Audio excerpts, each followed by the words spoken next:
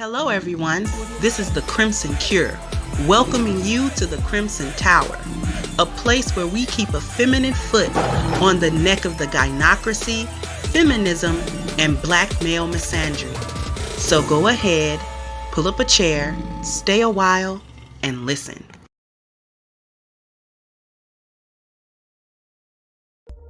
Let's take a few minutes to understand the power of A-game with the medical director, Dr. Kamar Adeleke. Hello, my name is Professor Kamar Adeleke. I'm the medical director for the company called Father's Time that produces a product called A-game. What is A-game? A-game is a natural herbs that contains almost about 21 ingredients naturally made to help man. It's made for men. It has 4 constituents that it works on. One is that it has been shown, to increase vitality. When it increases vitality, this causes long-term and wellness in men. It has been shown to also improve energy. How does it do that? By reducing the so-called free radicals that tend to be caused by so many things like high blood pressure, diabetes, medical problems, poor lifestyles, and aging. By doing that, this increases the energy and it gives the man the energy that we need to be able to function. It's also been shown to improve the strength. It improves the strength by increasing the blood flow and oxygen to all the body organs and tissues. This way now we get more energy to be able to meet all our daily activities. Of interest though is the 4th function of this A-game. It is by default. It turns out that it actually can improve the libido. As we know, as we all age, what happens? Our sexual functionality decreases. How does that? What happens? And that is mainly because of 2 things. One is because as we age, the testosterone production, which is the hormone that makes us manhood, decreases. As it decreases, this causes the decrease in causing erectile dysfunction. Now, the other thing that happens is that the blood flow to the private parts is reduced as we all age. So it turned out that the A-game actually improved these 2 chemicals. It improved the testosterone production, and also because of 3 constituents in the A-game out of the 21, improved the blood flow. This causes the blood flow, and that's the reason why when you take it, you kind of really feel the same way you see the little kid that wake up in the morning with a very good erection. So, how do you take the A-game? Well, the A-game is unlike all the other medications that you take for the erectile dysfunction. Remember now, it's not only just for that. It's for so many other benefits that are listed, which is vitality, energy, strength, and then of course the libido. So therefore now it's something you take on a monthly basis. You take it every 3rd day because of the half-life of the medication. So it's not something that you say, I wake up this morning, I just want to take it. You take it regularly.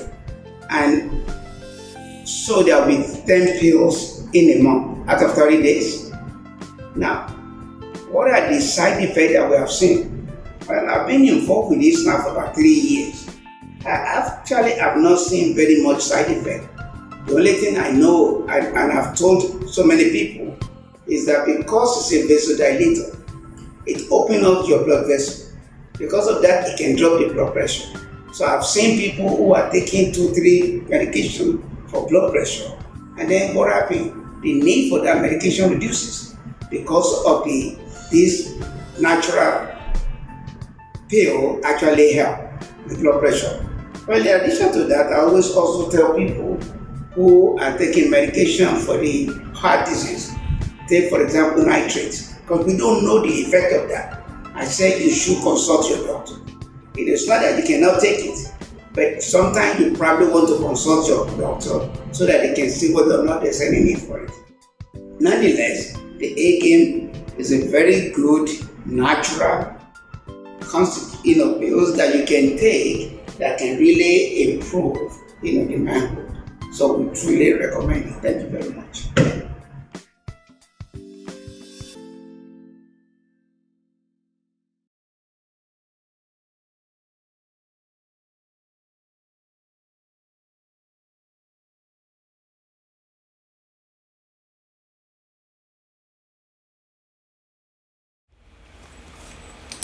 Hey, my Crimsonites, how we doing?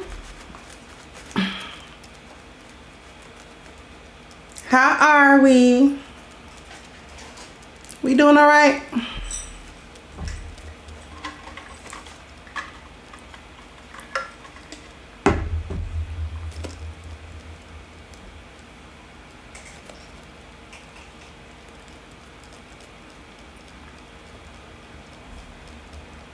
We got a pretty full house. Thumbs up, please. Likes up, please. I got 60 wonderful Crimsonites. Can I get 60 likes? Thumbs up.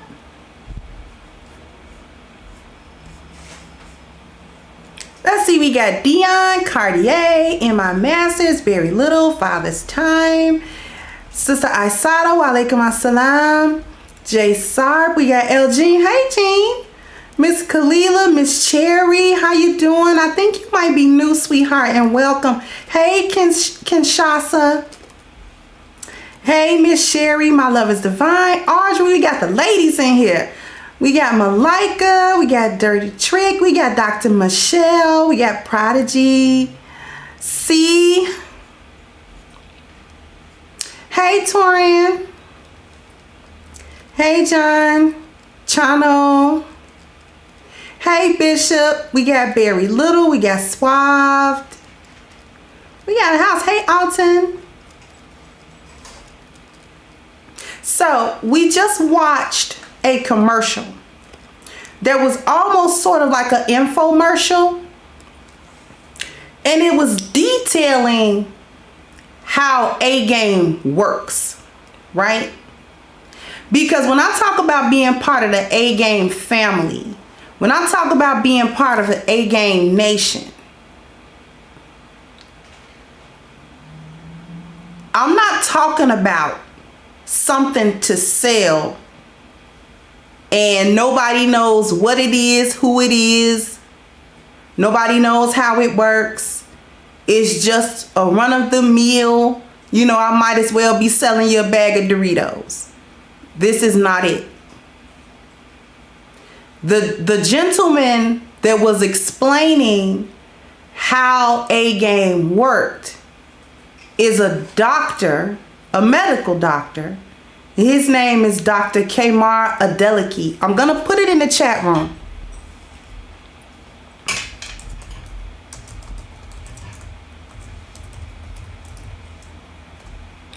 Google him. This is a prominent doctor. Prominent. He's a cardiologist. And this man is in the business of saving people's lives. He teaches young black doctors and helps them to graduate in some of the highest of their class. From Harvard, mind you. So he's not only Dr. Kamar Adeleke, he's Professor Dr. Kamar Adeleke.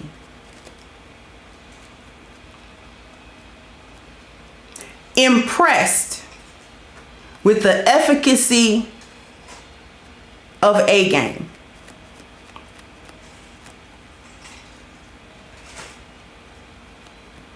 That should tell you that this is not a sex pill. It's not a gas station pill. It's not it's not like popping a B12 vitamin.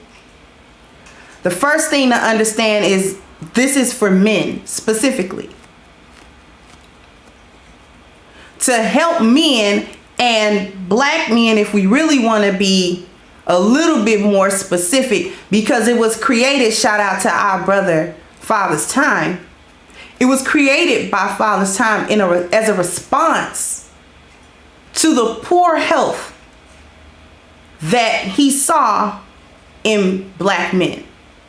And he wanted to address that situation in the best way possible, in a natural way, in a way that would not add or compound the health issues that some brothers face, but actually help them in their day-to-day lives. Taking A-game does not just improve their sex life. You heard the good doctor. It's a vasodilator, meaning that it expands the blood cells, right? So that more oxygen can get to the vital organs, including the brain, which helps focus, the mental energy, the vitality, the strength, because that same oxygen needs to be able to get to your muscles. And consequently, your libido is affected because blood circulation. So I need people to understand the point of A-game and why I push A-game so much. Because I can't take A-game. I cannot directly benefit from A-game by taking it because I'm a woman and it is not formulated for me.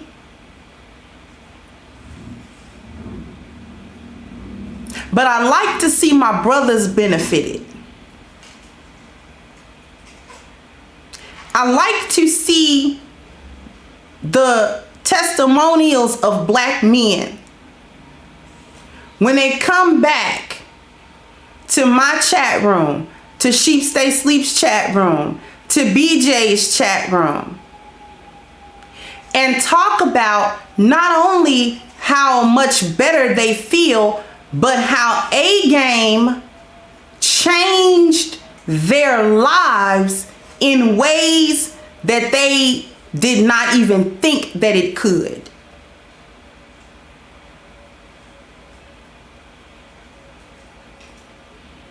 I promote A-game because supporting brothers is part of the mission and the purpose of why the Crimson Cure is even in the space in the first place.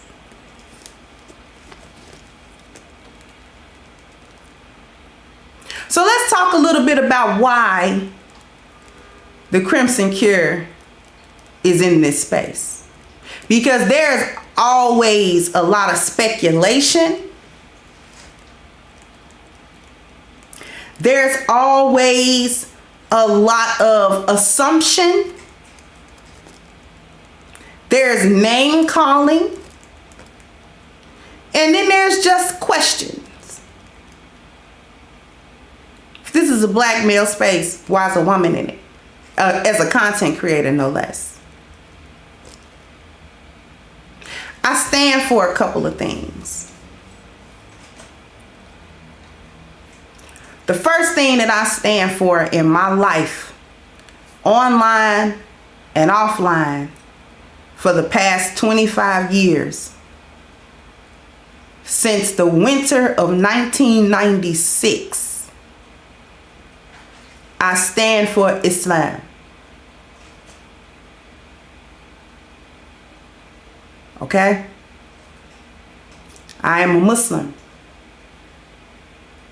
And I wear that proudly. I wear it without shame. And I wear it without apology.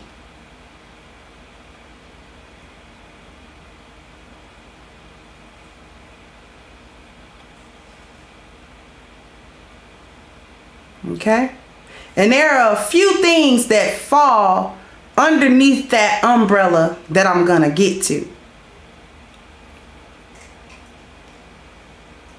But I'm gonna tell you what else I stand for. Preserving my good energy. What do I mean? My good energy. Energy, especially your positive energy, has to be protected. And it has to be protected from those who would seek to take that energy and turn it into something negative for you.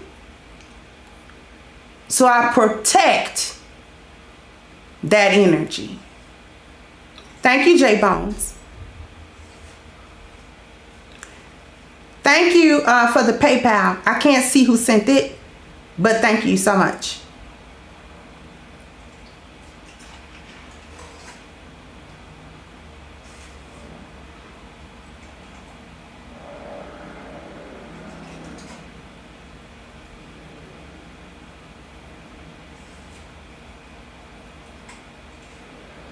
Thank you, CB, for the Cash App, and Carissa for the Cash App. Thank you so much.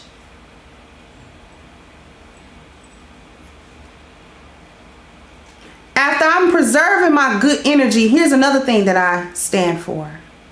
I stand for black men and black women who are on the truth and who want to be on the truth. In Islam, we call that the Sirat al-Mustaqim, or the straight path.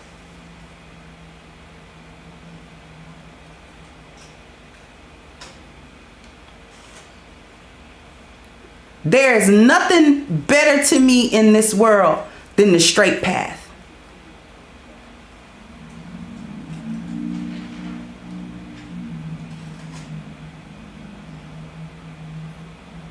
And for those who have found the straight path, I believe that they would concur. Thank you again, J Bones. So you're welcome. Bless you, sis. Really appreciate you. Thank you so much. I stand with friends and family. The people who I consider to be friends, because I don't use that word lightly. Everybody that says hello to me is not a friend of mine. Friendship must be earned both ways. And I stand with those whom I consider to be my family. And I wish to help those who wish to be helped, save those who want to be saved. Part of why I'm in this space is to fulfill that first purpose of Islam. Because for me, feminism and its offshoots and the offshoot from which it came are oppressive systems. And in Islam, it is incumbent, it is obligatory for a Muslim,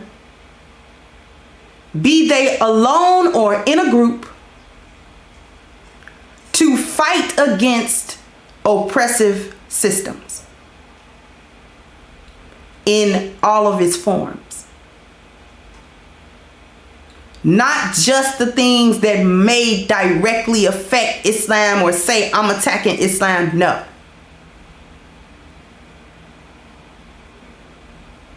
Because Allah hates oppression and answers the prayers of the oppressed, no matter who they are, no matter what they believe.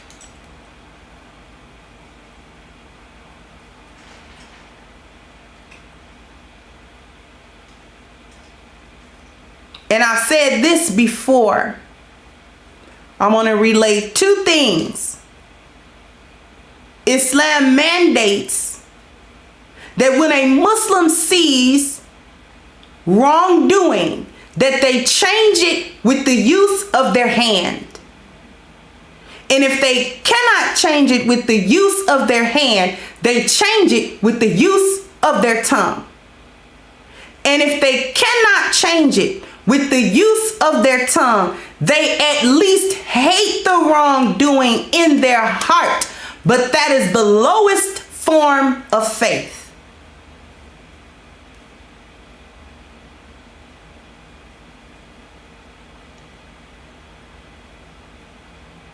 And there was one time that the prophet, peace be upon him, was conversing with his companions, and he told them to help the oppressed, but also help the oppressor. And his companions were confused, and they said, Ya Rasulullah, we understand how to help the oppressed, that you should help the oppressed. We understand that. But how do you help the oppressor? And the answer was, stop him from oppression. End the oppression.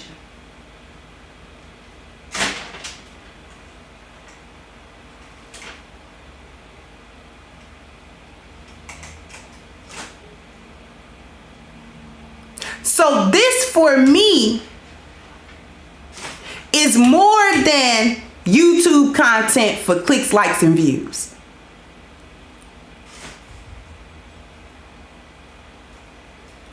This for me is not about making YouTube friends, although I have made some. Unfortunately, I've also lost some, which is fine by me. And the reason that it's fine by me isn't because I'm callous, but because my eyes are on the prize. What is the prize? The prize is the mission.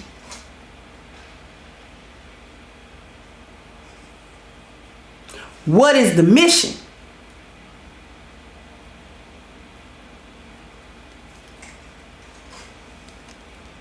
The mission is to end the oppression, one black mind at a time.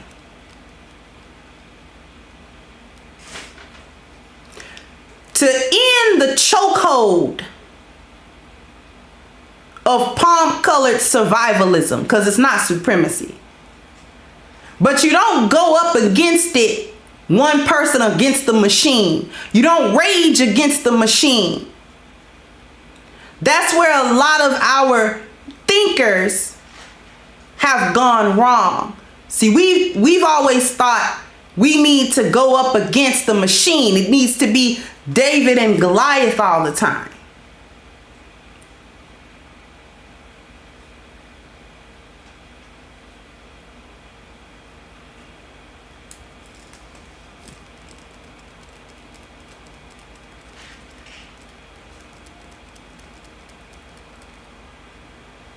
When we think about people like Neely Fuller, has these 10 areas of activity that we need to deal with in the environment in order to end palm-colored survivalism. But that's just the environment. A noble effort. But we can't forget about biology and culture. Because if we only work in the environment, that's a losing battle. And it's a losing battle because environment consists of institutions. And the individual usually fails when they try to fight the institution. So we don't fight the institution. We change the institution by first dealing with the biology, the way we think, the way we move, the way we think about ourselves, our psychology, our reproduction. And so many other components of our biology that we just got wrong. It's just wrong.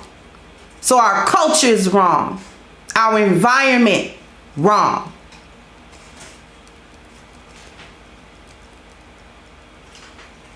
Thank you, Barry.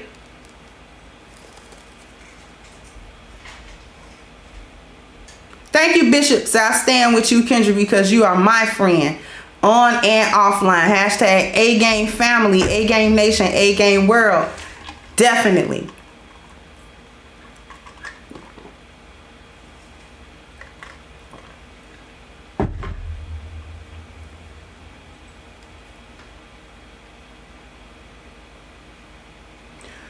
So that's number one.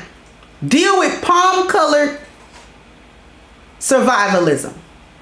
Its offshoot, feminism. If you ever really listen to my intro, I say we keep a feminine foot on the neck of feminism, the gynocracy, and black male misandry.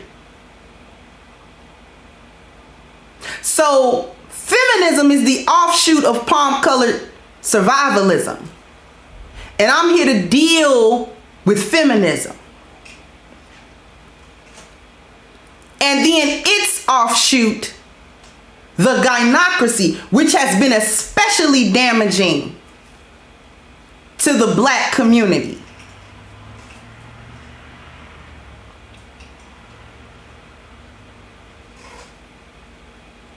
And then finally, last but certainly not least, black male misandry. Because if we continue to harbor that, we will never change anything in any significant manner to be what we need to be as a people. We will forever remain broken. Without a solution in sight, without a light at the end of the tunnel at all. And with no light, you fumble around in confusion. You fumble around in the dark.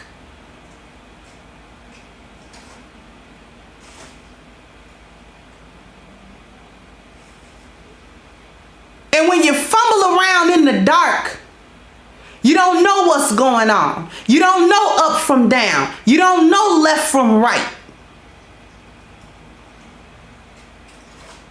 The entrance could be no more than a few feet away, but you're in the dark, so you don't know that.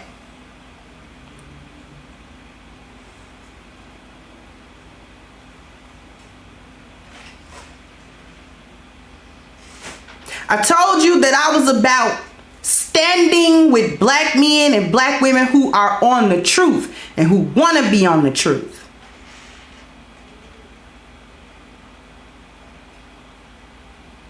There's actually nothing more dearer to me in this world than the truth, than the straight path, knowing the way forward. Understanding that if I fall off of the path, why did I fall off the path and how can I get back?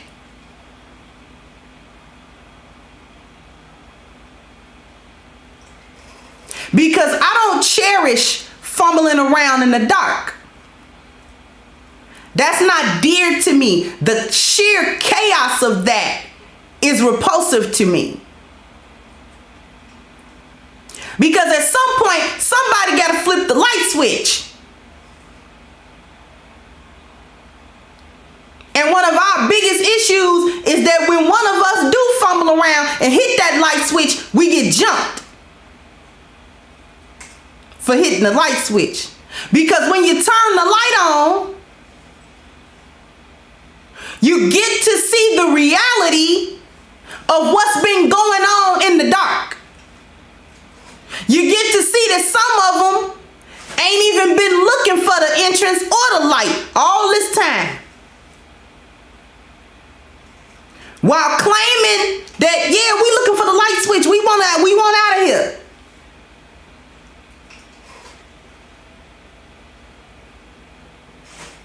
And then it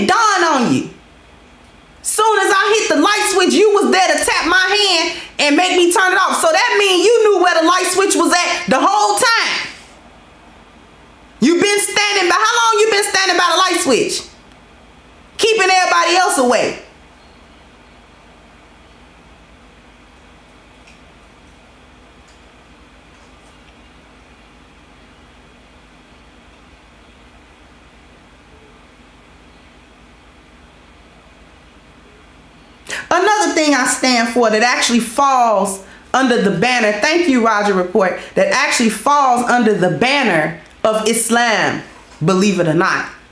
I stand for the 10 life values. I stand for that. Because it is in alignment with what I already do in my life.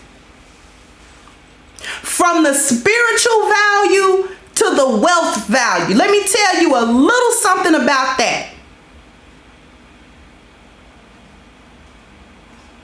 We're not going to dismiss the value of having your spiritual self together. What have we always talked about?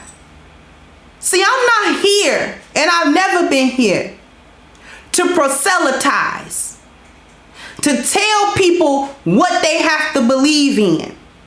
I never tried to make nobody be Muslim. I never tried to turn nobody from being a Christian or a Gnostic or an agnostic or an atheist or a theist.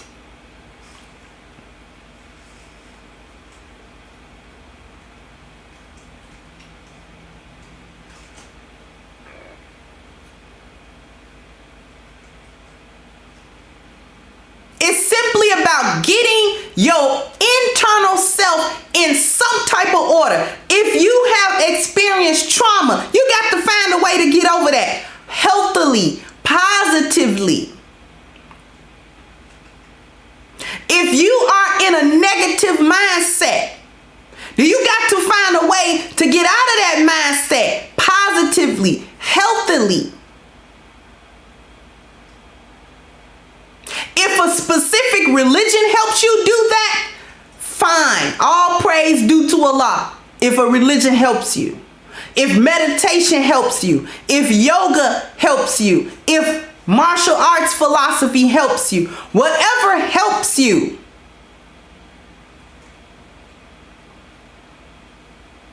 to bring yourself into some type of spiritual balance.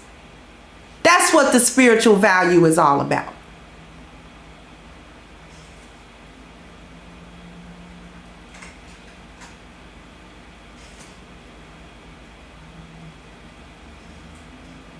The health value is all about once you get yourself into spiritual balance, there's a love that you should gain for your own self. And that love for yourself should inspire you to begin to take care of yourself. Physically, mentally, emotionally.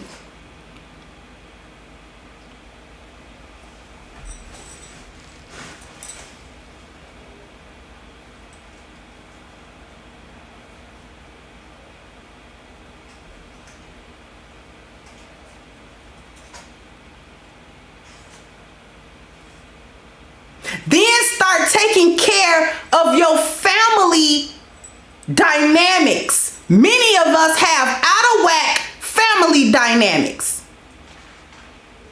Whether that be with children, husband, wives, mothers, fathers, brothers, sisters. It doesn't matter how, where in the family these branches extend. Many of us have dysfunctional or completely broken down family dynamics that we need to fix.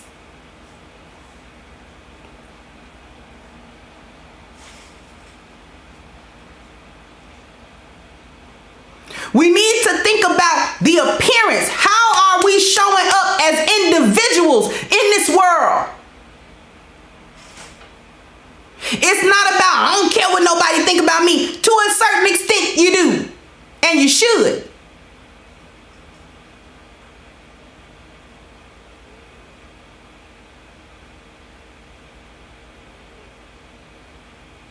And I'm not just talking about your physical appearance, although that is included.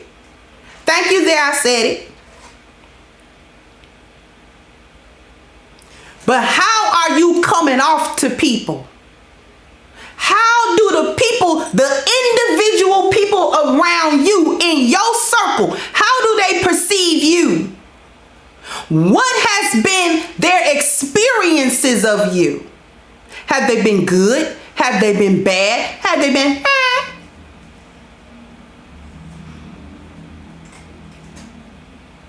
Could somebody do without you?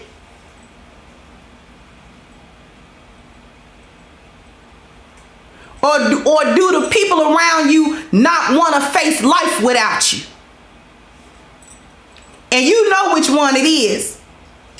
Thank you, SA and CC, for the cash apps.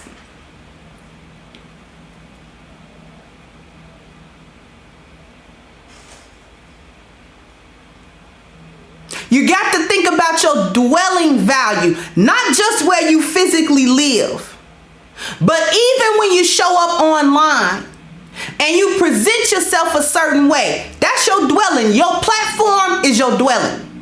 Is it messy? Is it in order? Can people come and get something of value from it? Is there order or is there chaos?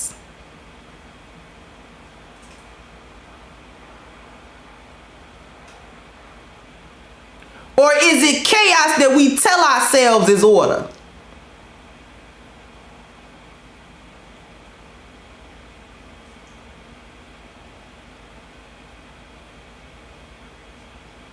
Then we move to things like mobility. That's everything that happened outside of your home. From politics to if you got potholes on the street that you need to call your alderman to come fix, to tell somebody to come fix.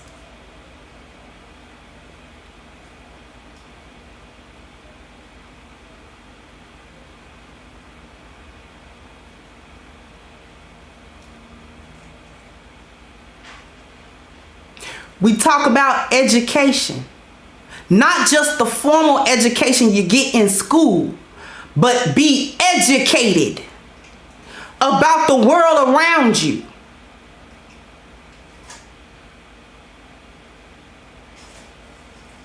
Because a lot of what we understand is nothing but falsehoods, designed to keep us confused, designed to keep us fumbling in the dark.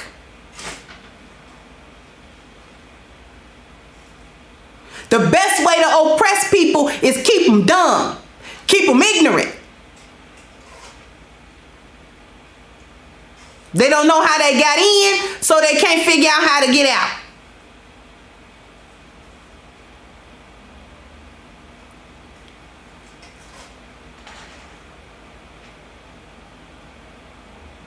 Your profession. What do you do as a living, not your job?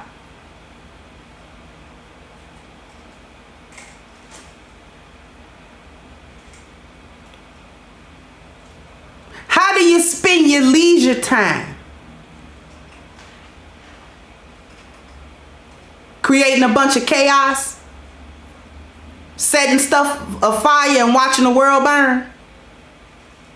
Or do you spend that time, even that time is spent creatively and positively and constructively?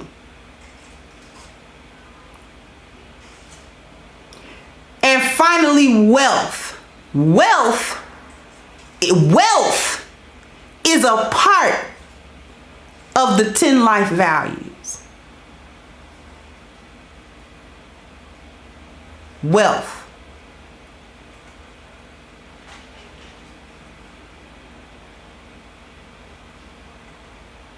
Because see, poverty doesn't necessarily have a special place with people who are spiritual. Because if we remember, the 10 life values is a wheel.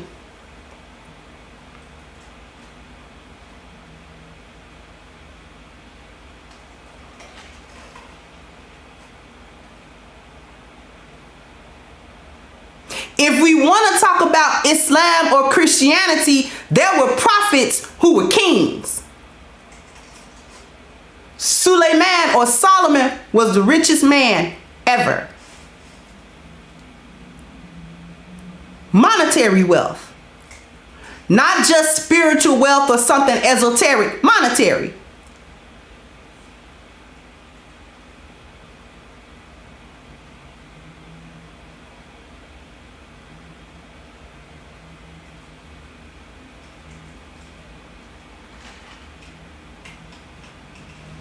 One of the reasons why wealth is at the end of that and spirituality is at the beginning, because when you open that door spiritually, the door to wealth is always open. By the time you get there, that door is open.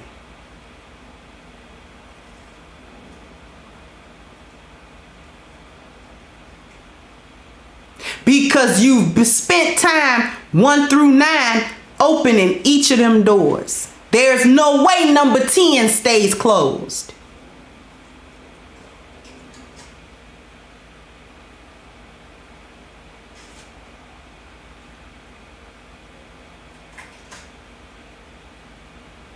It also ensures that when you get to 10, you know what to do with it. You won't be hustling backwards. Because see, there's phases to wealth. You got to know who you are in the pursuit of wealth. And you got to maintain who you are after you acquire wealth. And you have to maintain who you are in order to maintain the wealth. At no point can you lose who you are. But that would require that you know who you are prior to getting there. The money don't help you find you. Money don't solve nothing but money problems. Told you that.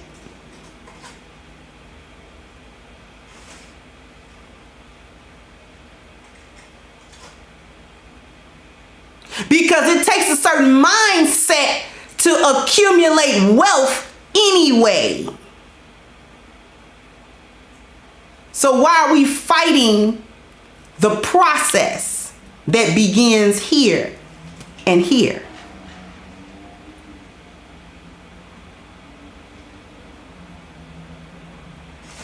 See, we don't like to go through no processes, but we've been through a process. We were forced through a process that's got us in this situation right now, right today. There are many who say, oh, it ain't no hope.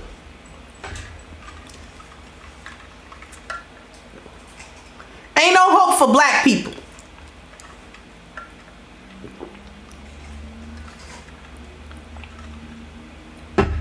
Hey, Sean. Thank you. Ain't no hope for black people. Ain't no hope for black women. But I challenge that. And I gotta challenge it. Because if we can get in this jam, we can get out of this jam. You can't tell me that you can get into some trouble and can't get out. That there's a problem with no solution.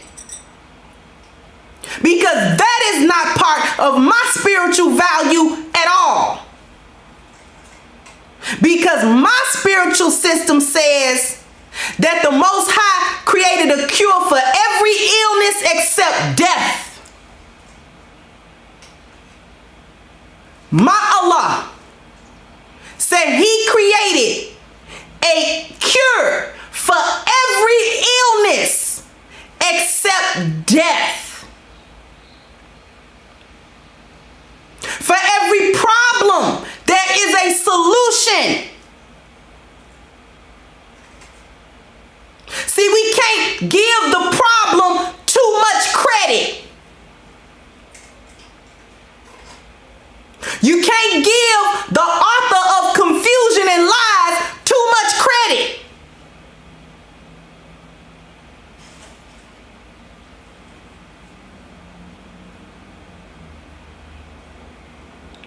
My spiritual system don't work that way.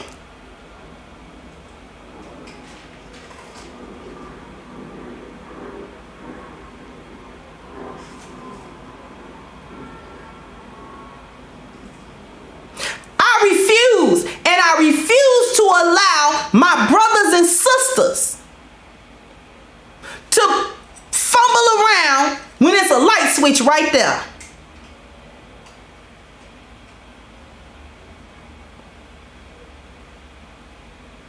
We not gonna fumble around no more. See, we gonna get down to the root of the problem. We not gonna spend too much time talking about the symptoms of the illness. Your head hurt, your back hurt, your feet hurt, you're tired, you're coughing, you're throwing up. Those are all symptoms. We looking for the cure. That's why my name is the Crimson Cure. Not the Crimson Medicine. Cure. There's a difference.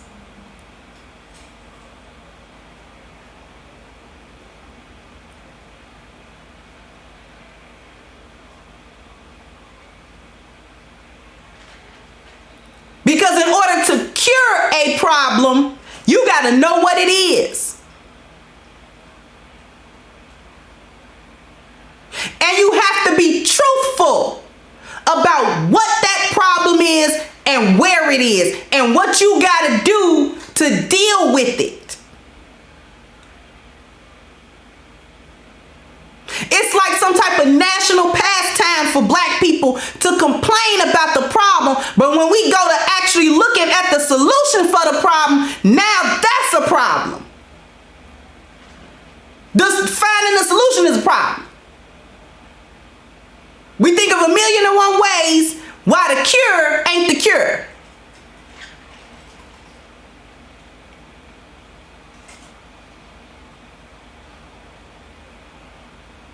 And I know what it is. We comfortable in the dark. You know, when you stay in the dark a long time, your eyes adjust to it. And the light make you be like, what? Ooh. You be like, ooh. Get the light on. Who turned the light on? You know, in the middle of the night, somebody pop that light on. You be mad. Because the light did what? It woke you up. And it's bothering your eyes. Because you was what? Sleep in what? The dark.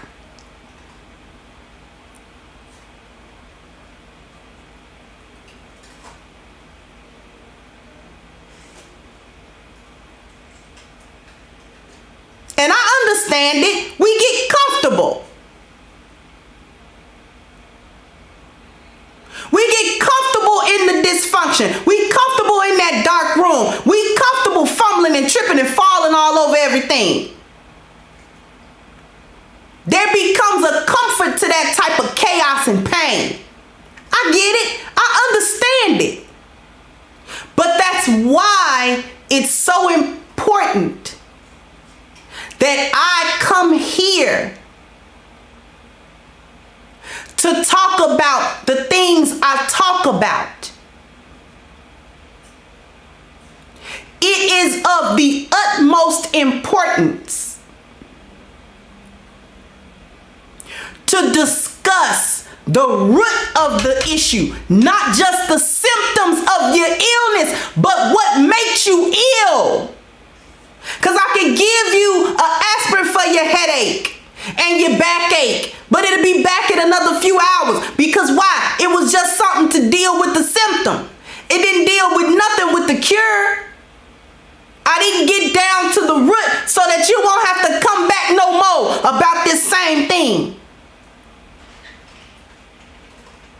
We're afraid of the change. We're afraid because it is the unknown. We have been locked in this room for so long. We're scared to see what's on the other side of the door. We are literally afraid of it.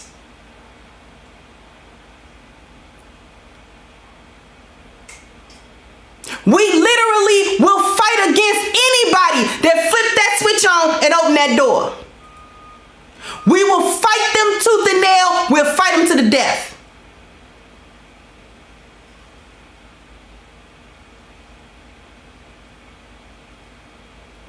We will scratch and claw to stay in this room while at the same time complaining about the condition of the room.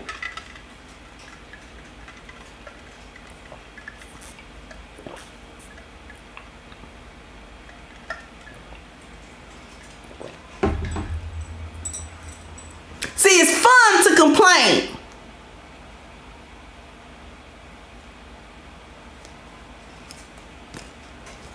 But I done got on my soapbox. I ain't even finished telling y'all why I was here, did I? Y'all like my church fan? Cause we preaching today.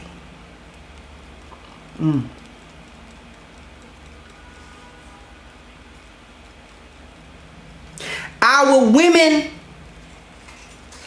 are locked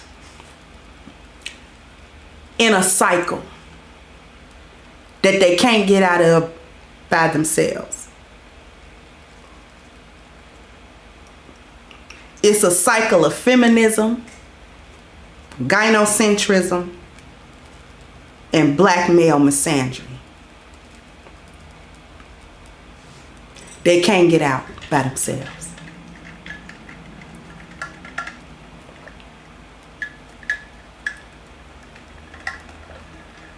She don't know how to get out. Some of them don't want to get out, but some of them do. Thank you, Chano. So I've been listening for 2 years, and Kendra has kept me away from gynocracy and strags. Suave, thank you. Said, preach it, sister. About to catch the Holy Ghost in here.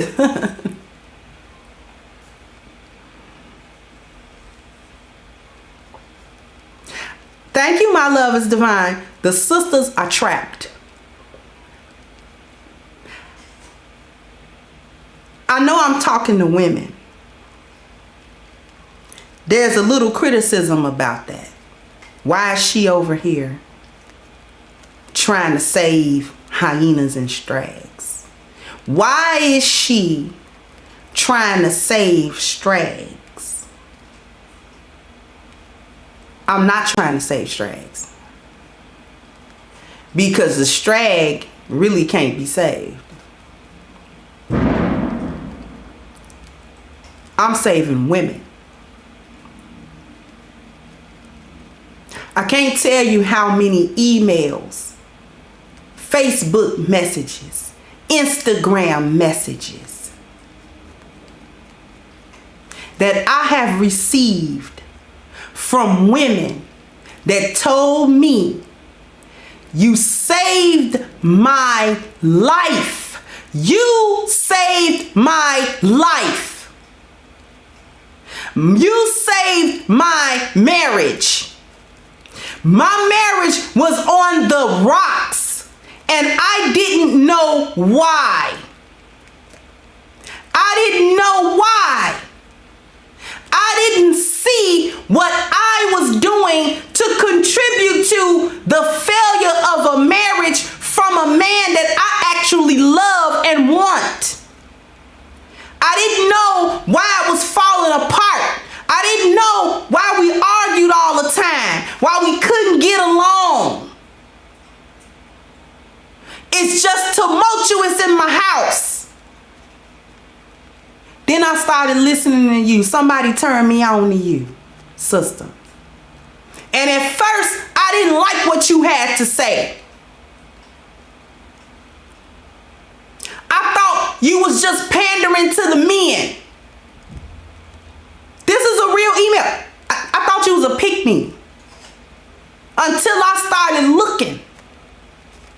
I thought I would try some of what you said. And it started working. My children looked at me differently.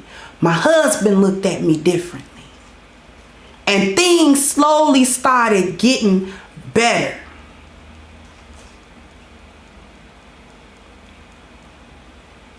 And I couldn't believe it. So now I support you 100%. I share your videos to my girlfriends and stuff. Because now I can kind of see where I was. I see where they are and why they can't really keep their stuff together. And it makes me sad because I love my friends.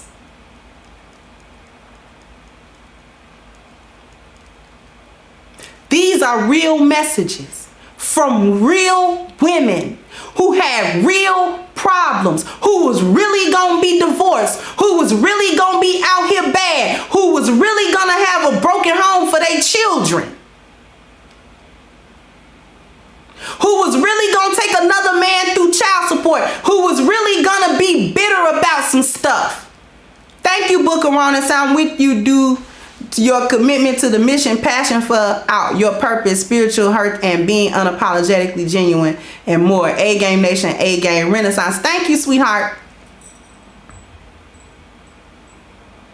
See, it's people here in this space that's not living a YouTube life. We're talking about the things that are affecting people in their real day-to-day life. It's not a joke. It's not playtime. It's not cap.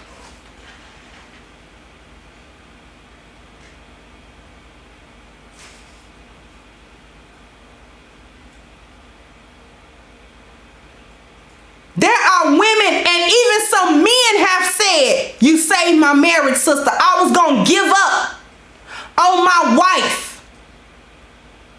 But I realized I didn't really even understand her. I didn't understand her. Now I got a better understanding of why she do some of the stuff that she do. Now I can deal with it better than that. I can handle it better now. You taught me something about leadership, about system, order, and structure. And listen, let me clarify something else. Thank you, Sheep. A-Game family, A-Game nation, heal before we build. Exactly. You are not learning leadership and SOS from me. You are learning it from a black man. You are learning the 10 life values. Shout out to and much love to our brother Father's Time. You are learning it from a man.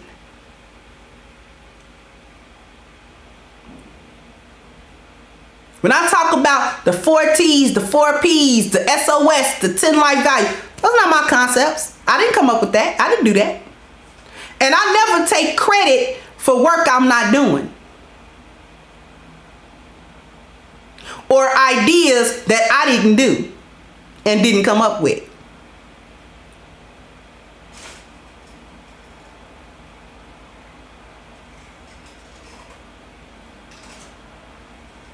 The brother came up with that.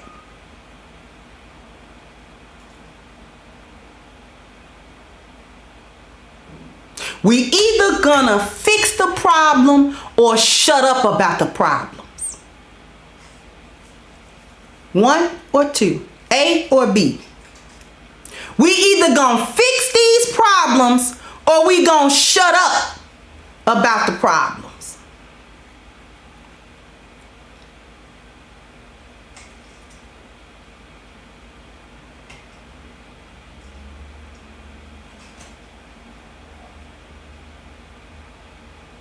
I'm about fixing it, because I'm a natural fixer anyway.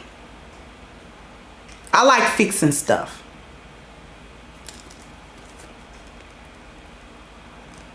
I like trying to fix stuff. I like trying to make things whole again. And it is my responsibility, because I'm not trapped in the room in the dark. It's my responsibility to turn the light on and open the door. And whoever want to come out, come out.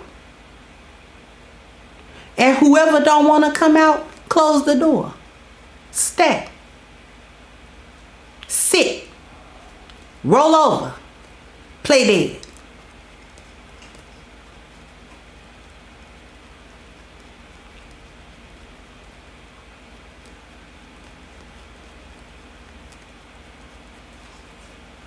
Let me get back to what I'm really talking about.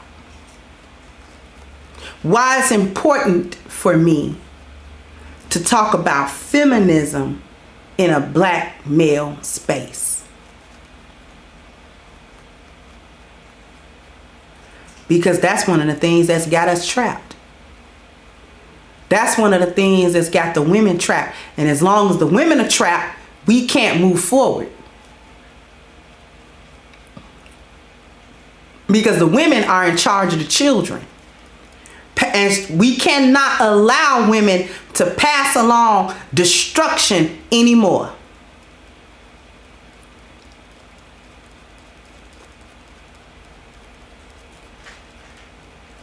There are two types of feminism. One for palm-colored women and one for black women.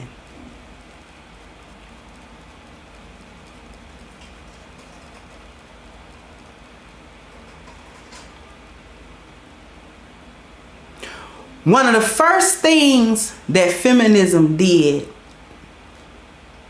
to get us in this place was the sexual revolution.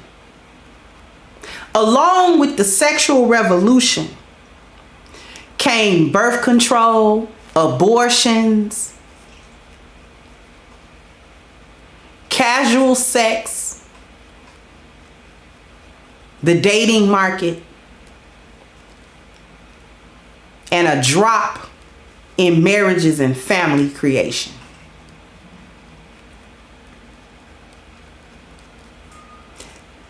And one more thing. It made the biology of women specifically worthless. No more was it sacred. No more was it an important thing. Sex. Now it's nothing. You got people talking about, even if you're a virgin, go ahead and give it up.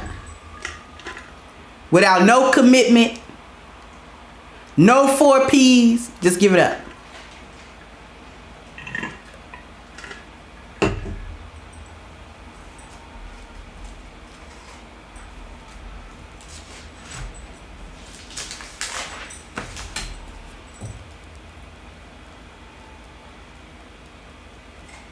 That one thing, that sexual revolution, that one thing turned the tide for us in a way that we can barely see our way out now.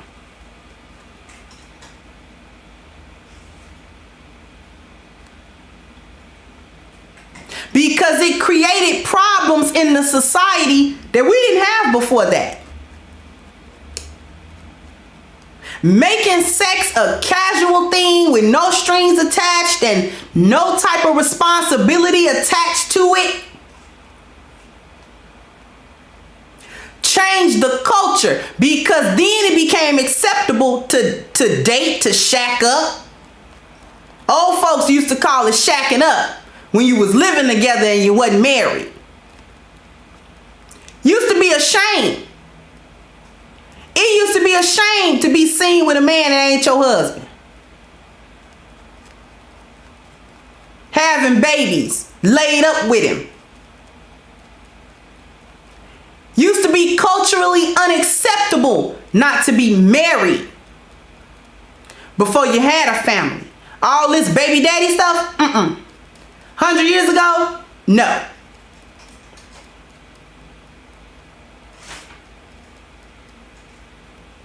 But the culture changed because the biology changed. The way we thought about sex, the way we thought about reproduction, the way we as women stopped valuing our bodies.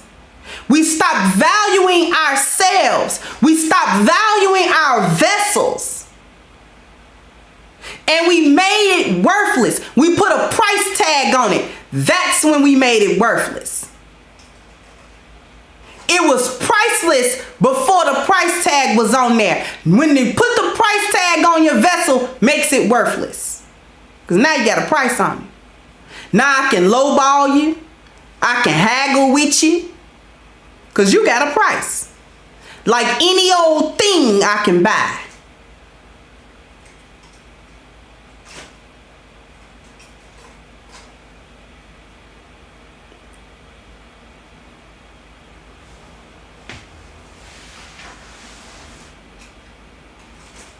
Made you put a price on it for dating. Well, now you got new rules. Instead of courting, now you got new rules for dating. Well, he got to take me out. And he got to spend this amount of money. And we got to go out these amount of times before I give it up. And blah, blah, blah, blah. Now it's culturally acceptable. And in order to seal the deal, they got to make it okay institutionally. And for black people, you had to start with the one institution that we valued, and that was church.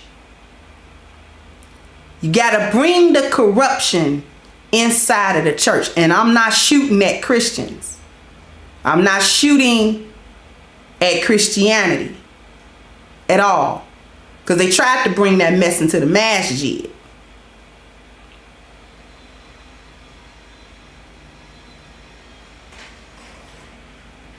We ain't having it. You doing some mess, you better hide it.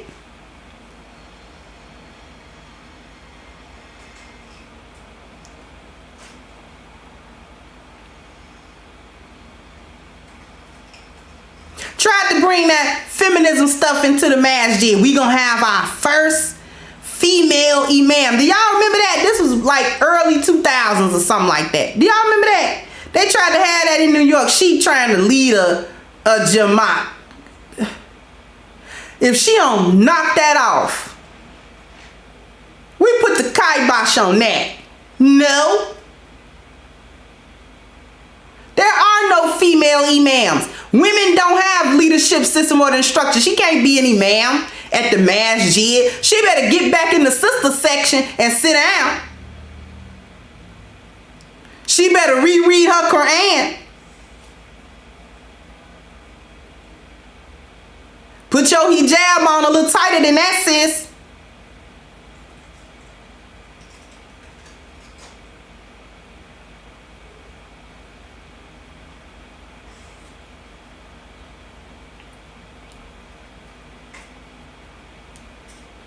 We ain't doing none of that. Come up here, you gonna get in the front. I know you don't call yourself leading a bunch of men in prayer. Girl, I'll snatch you.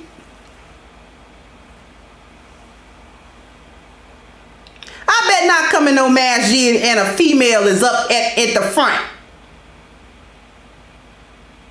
We don't call it a pulpit, we call it a minbar. She better not be up at the minbar. A sister, first of all, you in the brother section. If you in the minbar, you in the brother section. So you out of bounds right there. Boop, boop, boop. You out of bounds. Boop. Go to the sister section. Boop. What is you doing? Boop.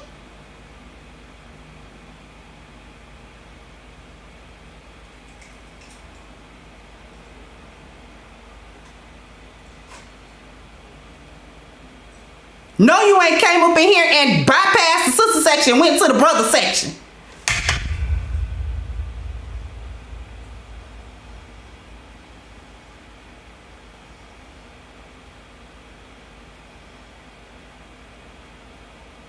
And I know I got enough Muslims in here. Y'all know exactly what I'm talking about.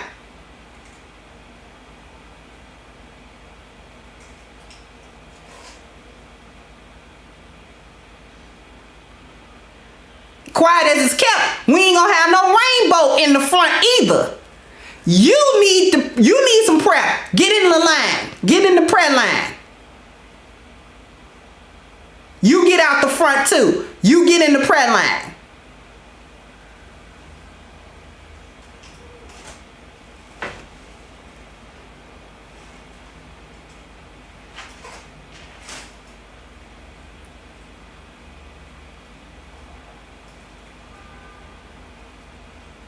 So they had to go through the institution of religion to really seal the bioculturon of feminism, especially for black people.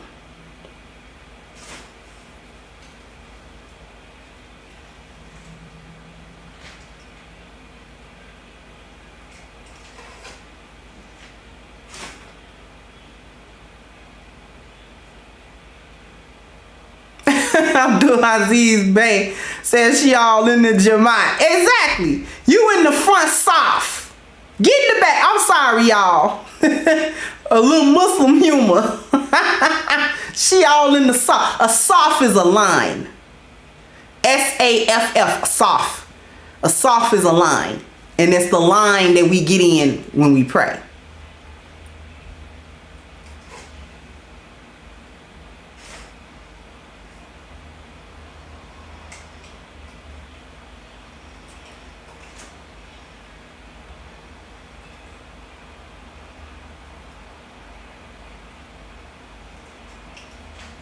So, that sealed feminism for black people. But what else?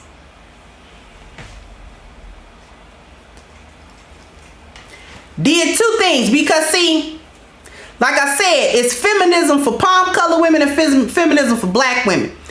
Feminism for palm colored women degraded the quality of their families. They had a few more single motherhoods than they used to as well. But it did not degrade our family. It destroyed it.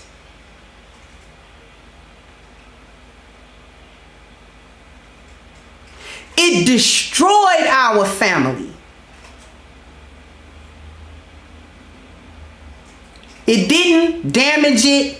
It didn't degrade the quality of it. It just wiped it out. Wiped it out.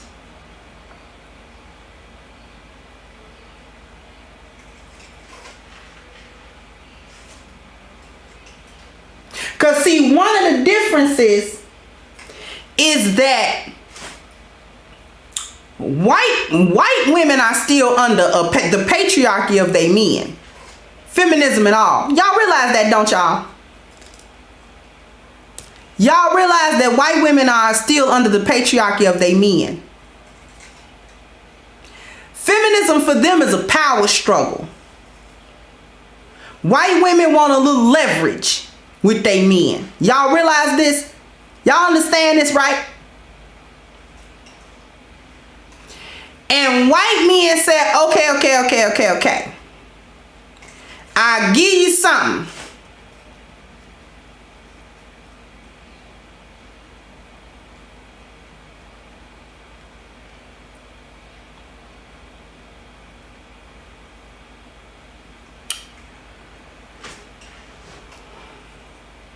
I'll give you something. I'll give you whatever black men was gonna get. I'll give it to you. How about that? In the 60s, you had civil rights. Who co-opted that? When we fought for civil rights and got some stuff, who reaped all the benefit of what was won? Black men or who?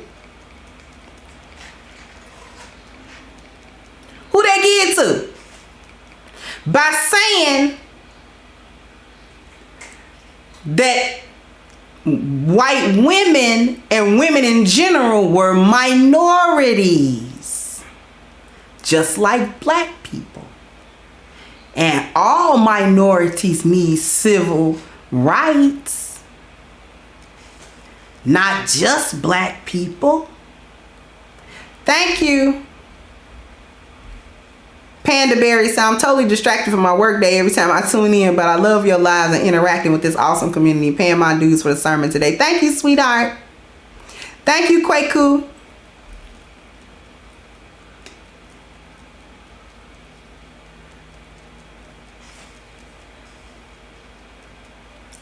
If women are a minority, which I don't know how that passed over anybody, white women are not a minority of anything. And when you put women together, we're the majority, not the minority. It's more of us than it is of them. That went right over people's heads. Black women couldn't wait to sink their teeth into that because Ain't I a woman? It was their turn to jump on the train. The ain't I a woman train. This is our time to be on equal footing with Becky and them. We can finally be on equal footing with Karen and them.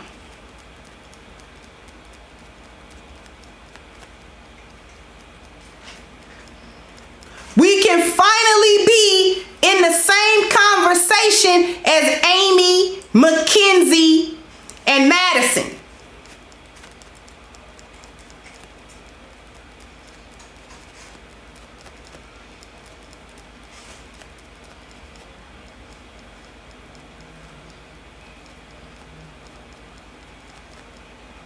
Couldn't wait to sell black men up the river.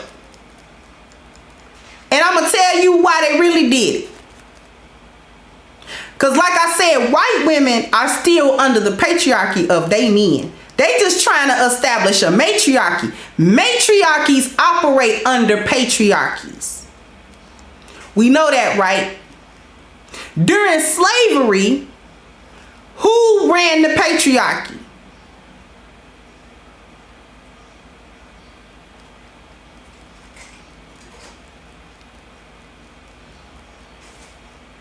Y'all know who ran it.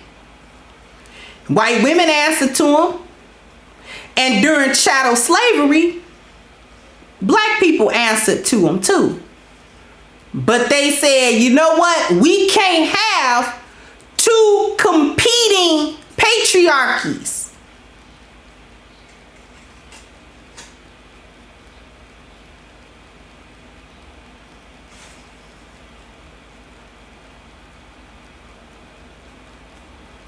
So they couldn't give any power or leverage to black men. You can't have two competing patriarchies in the same environment. They gonna fight.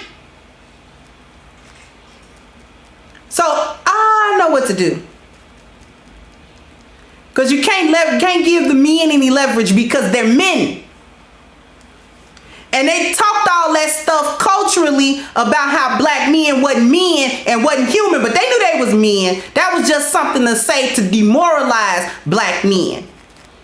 But they viewed them as better men than them. Palm colors viewed black men as better men, more capable men. So we can't give them any leverage at all. But what we can do is give their women leverage. We'll make them a matriarchy. And matriarchies answer to what? What do matriarchies answer to? Put it in the chat. What do they answer to? What do a matriarchy answer to?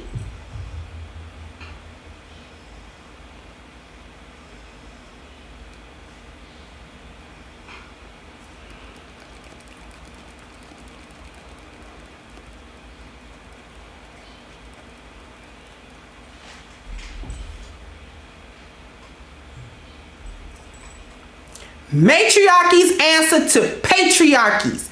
So the matriarchal structure that palm-colored men created answered to them as the patriarchy. Couldn't answer to black men because we can't give them no leverage. They're men. And if we give them leverage, they're gonna use it to get out. Can't have that. But if we give the women leverage, they'll use it against their men for survival purposes. See, what we gotta strike a deal with the women. Gotta strike a deal. Because women are selfish and we're survivalists. That's the nature of women. We dealing with people that understood bioculturon. See, we used to understand it. We have to recapture that understanding again. That's how they keep beating us. That's how they keep beating us. They're not smarter. They're not more physically capable. They're not more intelligent. They just know something we don't. But it's not like we can't acquire the knowledge.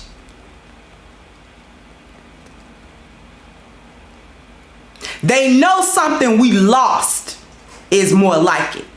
It's not like we never knew it. We just lost it.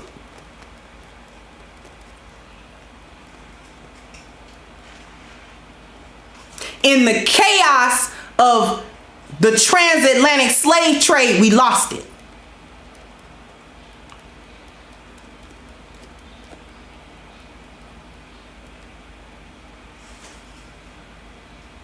Once chattel slavery was over, the matriarchy that was set up for black women no longer answered directly to the patriarchy of palm-colored men. A matriarchy in the absence of patriarchy becomes a, I wonder if you can guess it. What does it become? What does a matriarchy become when it no longer has a patriarchy to directly answer to?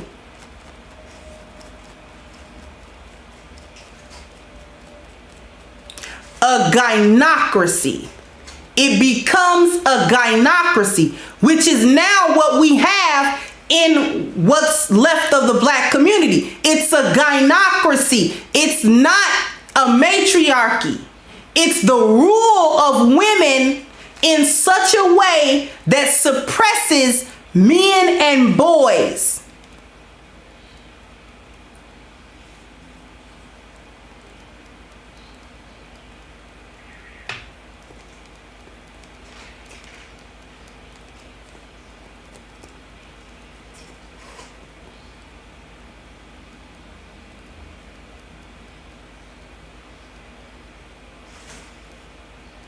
That's what we have. This is why it's important for me as a woman to be in this space to talk about these things, because it is essential to understand them as the root of the problem.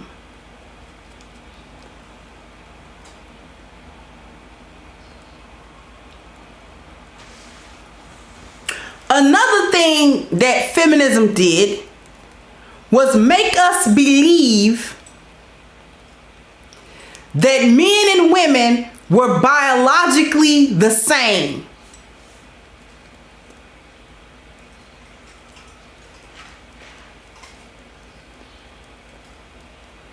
There is no difference between a man and a woman biologically, from psychology to the physical body, maybe except genitalia.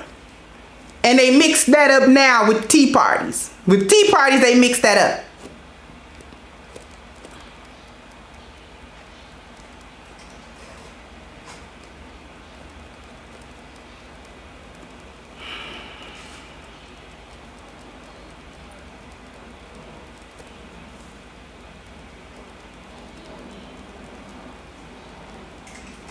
So now when it's single mother led homes, black women don't see no problem with that, because she sees herself the same as a man. I don't need no man, i.e., I'm denying my biology because I no longer understand my biology, because culturally and environmentally, I was taught that my biology is the same as a man. That's why I say young women don't know they're gynocrats. Young women don't know that they're gynocrats.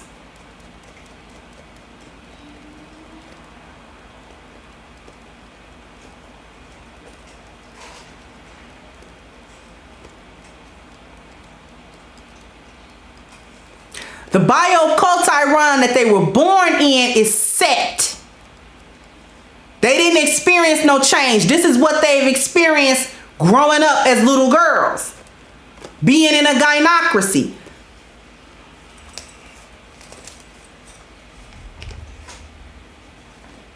I'm going to show y'all something a little bit later. We're going to go over something a little later.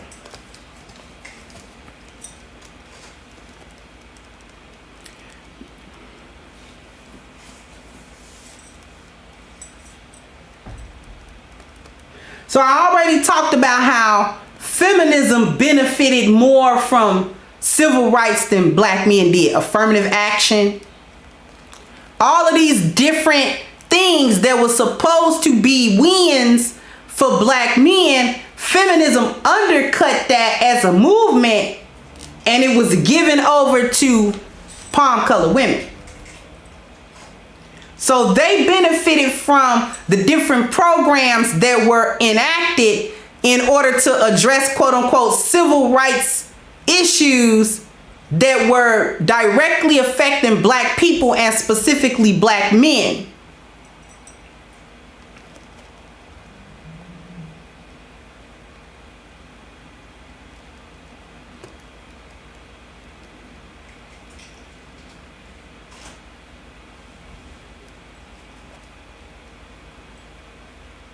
We talked about how feminism became a gynocracy because it no longer has a direct patriarchy to answer to. Palm-colored men do not want them. They don't care what they do. As long as they keep being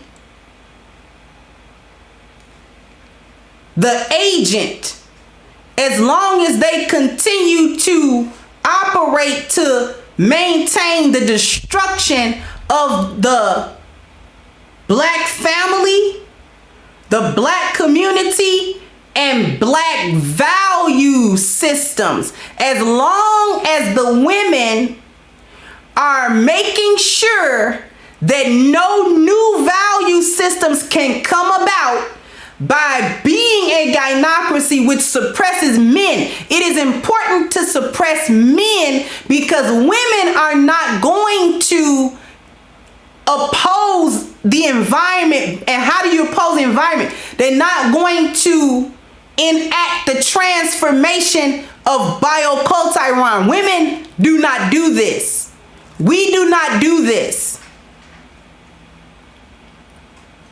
We nest in environments. We don't oppose them. We don't change them. Even when we think we changing stuff, really we're nesting in what's already there. The women aren't going to change the perception of the biology. It has to come from a group of men. It has to come from men.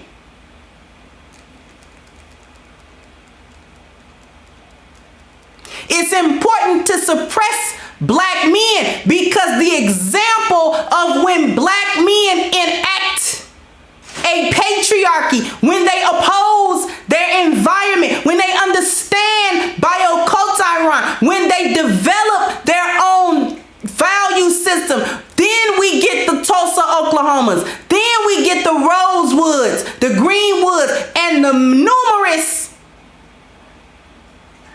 areas, cities, towns, neighborhoods that have popped up in the past over the United States that they had to burn down. Because that's what you get when the men break out from the gynocracy and say we are men and we're going to do what men do. And we don't need permission to do what men do. We're just gonna do it.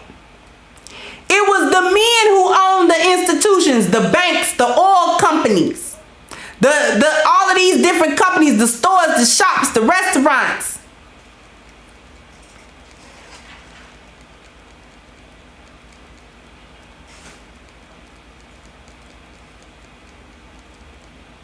This is why it's important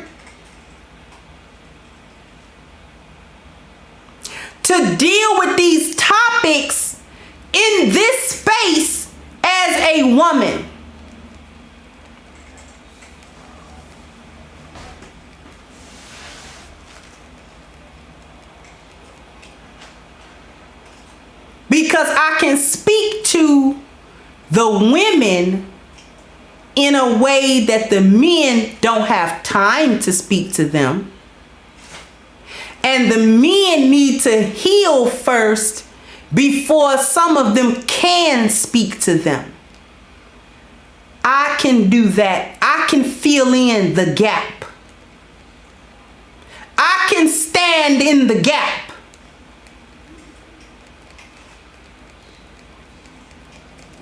Because believe it or not, now I can show you what I want to show you.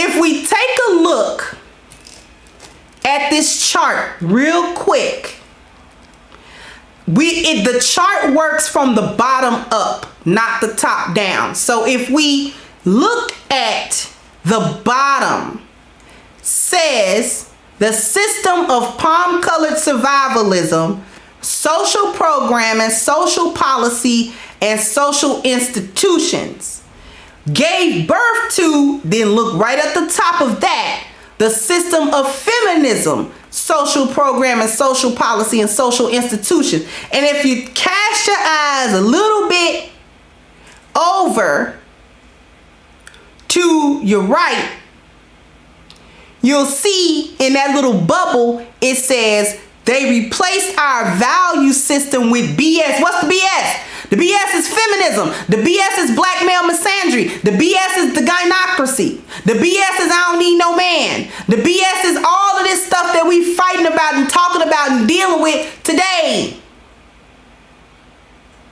The BS is a value system that got us thinking if we can just get a couple of dollars, we can get out of here. Without getting ourselves together, without addressing who we are before we address what we are.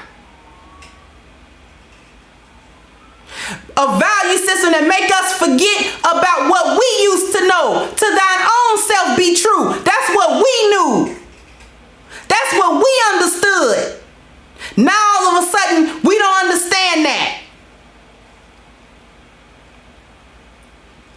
When we take a look at that first blue, purple, red section, 80% of blue pill women, we know that. It's a bunch of hyenas and gynocrats. But there are 20% of red pill. And that little purple section is a part of that 80.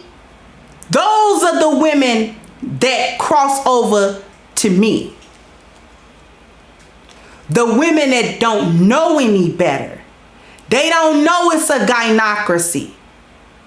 They don't know they got gynocratic leanings. They know it's something wrong with it, but they don't have an alternative to whatever it is. They don't know what else to do. Nobody has ever given them another option until now.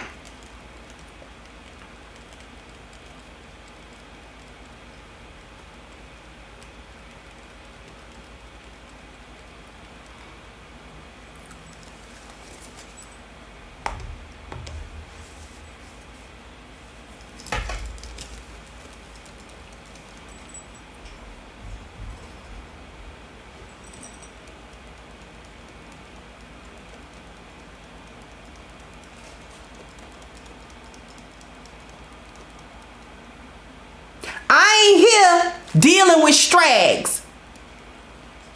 I cook the gynocracy every day. I'm talking to women who want and need a better way. Who don't know they need the 10 life values until it get presented to them. If we know that women don't know what they want until it's presented in front of them, then let's act like we know that. If we know that women are chaotic until there's a structure that they can submit themselves to, then let's remember that we know that.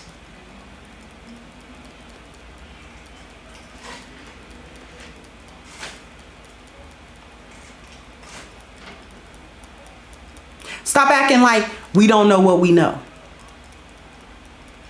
And I do not accept that there are no women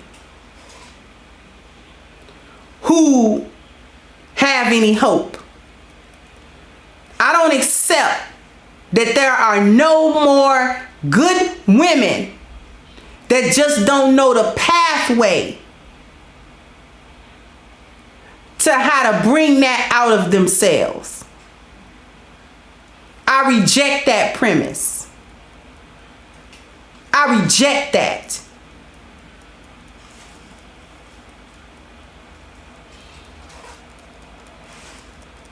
I reject that there's no hope for the young boy, the young girl, the woman, or the black man. I reject that.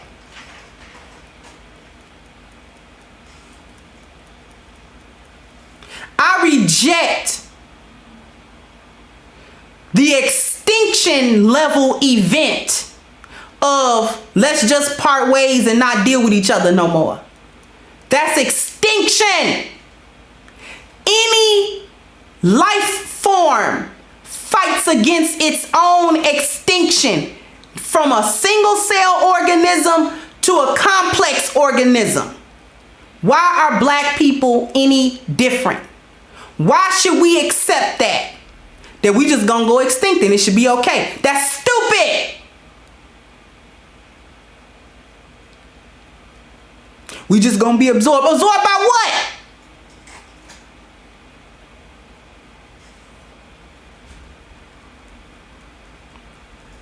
And why accept defeat so easily when the solution is right there? Make me question whether or not you ever even wanted a solution. Look like you like the end of it.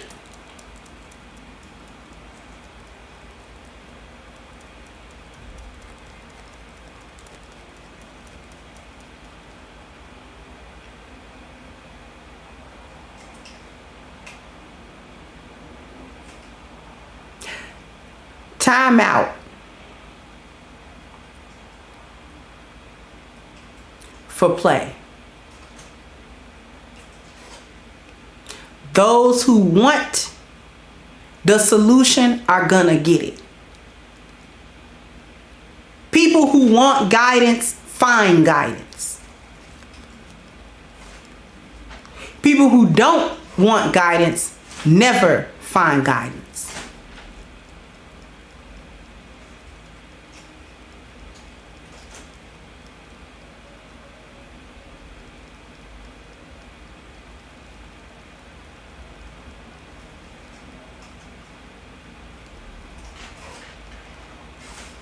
That's what we have to understand. That's what we have to remember. People who want guidance get it. People who don't want no guidance don't get it. Allah even say that in the Quran. I'll share something with you. Allah says in the Quran, English interpretation, I guide whom I will, and I lead astray whom I will. Now, one might ask, why would the Most High lead anybody astray? I thought God wanted everybody to go straight. He do. He do. But that all depends on what you want. Because submission to the Most High is voluntary. It's not forced. You have to want to do that in order to do that. So he guides whom he wills means that if that's in your heart to get guidance, you get guided.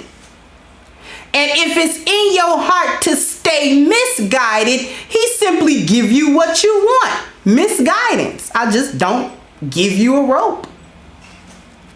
You like drowning and dog paddling in the sea. Fine. Stay. Roll over. Play dead. Fine by me.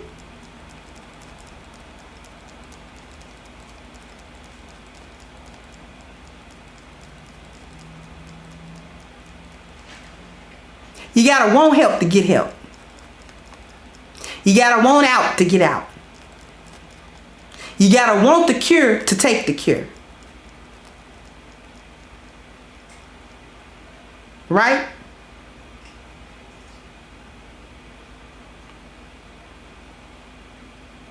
So I hope that, thank you to Ghost, J Speed OG. Hey, how you doing? Assalamu alaikum. Brother Askia Muhammad. Wa alaikum assalam. Peace and love, and always strive for the truth. I brought you out, J Speed.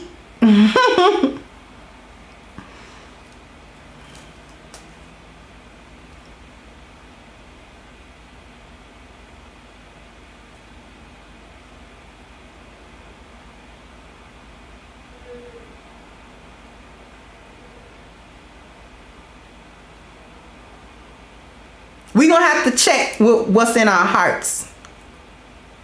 Because you can make your mouth say what you want to make your mouth say. Oh, I want help. Oh, I want these problems fixed. Oh, I want this. But see, what's in your heart come out in your actions. It ain't matching up. You want these problems fixed, but you sure do stay in the midst of the problems. And anytime somebody come along and say, I know how to fix your problems, do X, Y, Z. No, I don't want to do that. No, that don't even sound right. I don't want to do that. I see, said the blind man.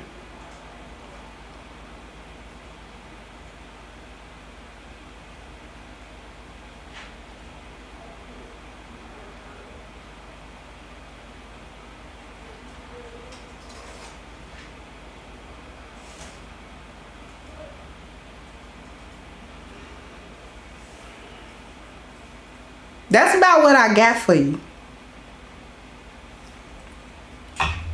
I got one more thing.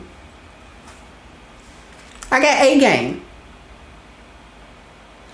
A male herbal solution that is natural. Dr. Kamar Adeleke approved, by the way. Full of 21 herbs. No artificial ingredients. Nothing to make you feel bad or crash or do any other things that other so-called solutions do for men's health. It addresses the blood flow and the blood circulation, which improves vitality, strength, energy, and libido. So if you want to be part of the A Game family, and ladies, if you want the men in your life to become part of the A Game family, it is super simple. All you got to do is click into the description box, hit the link for A Game at agameherbal.com, and you can get a 10% discount using the code Kendra10 at checkout. And you can have your order of A Game shipped ASAP. Okay? All right. Oh yeah, there's one more thing that I wanted to show y'all. It's a tight space, but I want to show y'all my dress. I think this dress is super cute. This is one of the bunch of dresses I bought. I'm probably gonna go buy some more because I love summer dresses and just dresses. This is why I need to live in a warm climate so that I can wear dresses year round. Because my hoodies is cute and stuff like that, but they hoodies. And I don't, you gotta study, you know what I'm saying? I like dresses. I like maxi dresses and skirts and shirts and da-da-da-da-da-da. Y'all know I'm gonna veer off. So I'm gonna show y'all my skirt because I think it's just cute, this little geometric pattern. This is tight, but I'm gonna stand back. Hold on. So y'all can see it. Such a tight space. You see? That weight loss. And I think it's so adorable. I love this dress. It is so pretty. Right? That keto. That's what I'm saying. That health value, right? I told y'all I live by the 10 life values. It's not a joke to me. Not a joke.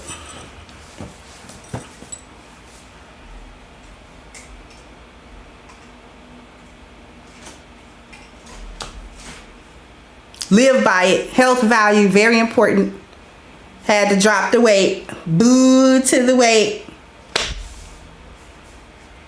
Right? You gotta look good in your sundresses and your maxi dresses and your, you know what I'm saying, your little summertime dresses. You gotta look cute. You can't be looking frumpy and dumpy and clumpy. You got to be cute. Shout out to Bayou Money, because I see you, sis. If y'all don't know, Bayou Bunny is putting in work. And I am so proud of her. Thank you, Dr. Michelle. Thank you, everybody. I am so proud of Bayou, because she be posting her workouts. Okay?